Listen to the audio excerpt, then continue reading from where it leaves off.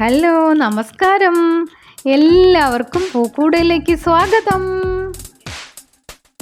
ഈ വീഡിയോ ഞാൻ പോസ്റ്റ് ചെയ്തിരിക്കുന്നത് എൻ്റെ പുതിയ സബ്സ്ക്രൈബേഴ്സിന് വേണ്ടിയാണ് കേട്ടോ.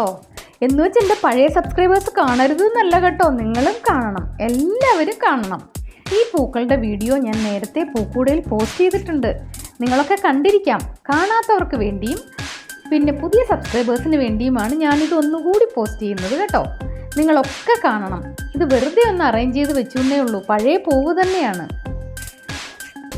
ദേ ഈ കാണുന്ന ഇലകളുണ്ടല്ലോ, ഈ കാണുന്ന ഇലകളും പിന്നെ അലങ്കാരപ്പന എന്നൊക്കെ നമ്മൾ പറയാറുള്ള ഒരു ചെടിയുണ്ട്, ഈ ഇലകളും ഒക്കെ ചേർത്താണ് ഞാൻ ഈ പൂവ് അറേഞ്ച് ചെയ്തിട്ടുള്ളത്. നിങ്ങൾക്കും ഈസിയായി ഇത് അറേഞ്ച് ചെയ്യാം കേട്ടോ, പഴയ വീഡിയോ കാണണമെന്ന് മാത്രം. ആഫ്രിക്കൻ ലില്ലിയുടെ പഴയ വീഡിയോ കണ്ട് ഞാനത് പറയാൻ മറന്നു. ഈ പൂവിൻ്റെ പേര് ആഫ്രിക്കൻ ലില്ലി എന്നാണ് കേട്ടോ. ഈ ആഫ്രിക്കൻ ലില്ലിയുടെ പഴയ വീഡിയോസ് കണ്ട് നിങ്ങളെല്ലാവരും ഈ പൂവ് എങ്ങനെയാണ് ഉണ്ടാക്കുന്നതെന്ന് പഠിക്കണം. വളരെ ഈസിയായിട്ട് ക്രേപ്പ് പേപ്പറിൽ ഉണ്ടാക്കിയെടുത്തതാണ് ഈ പൂക്കൾ. അത് കണ്ട് പഠിച്ചിട്ട് നിങ്ങളും നിങ്ങളുടെ വീട്ടിൽ ഇതുപോലെ ഈ ഇലകൾ കൊണ്ട് അറേഞ്ച് ചെയ്ത് വെക്കണം. വെക്കില്ലേ? തീർച്ചയായിട്ടും വെക്കണം കേട്ടോ.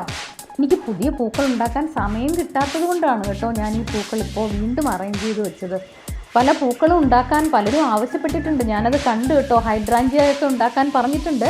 തീർച്ചയായും ഞാനത് ചെയ്യുന്നതായിരിക്കും. ഹൈഡ്രാഞ്ചിയ പൂക്കൾ ചെയ്ത് ഉടനെ തന്നെ പുതിയ വീഡിയോ ഞാൻ പോസ്റ്റ് ചെയ്യുന്നതായിരിക്കും.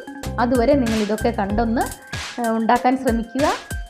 തീർച്ചയായിട്ടും നിങ്ങൾ ഉണ്ടാക്കാൻ ശ്രമിക്കണം. അപ്പോൾ ഇനിയും പുതിയ പൂക്കളുമായി ഞാൻ വരാം. അതുവരേക്കും എല്ലാവരോടും ബൈ.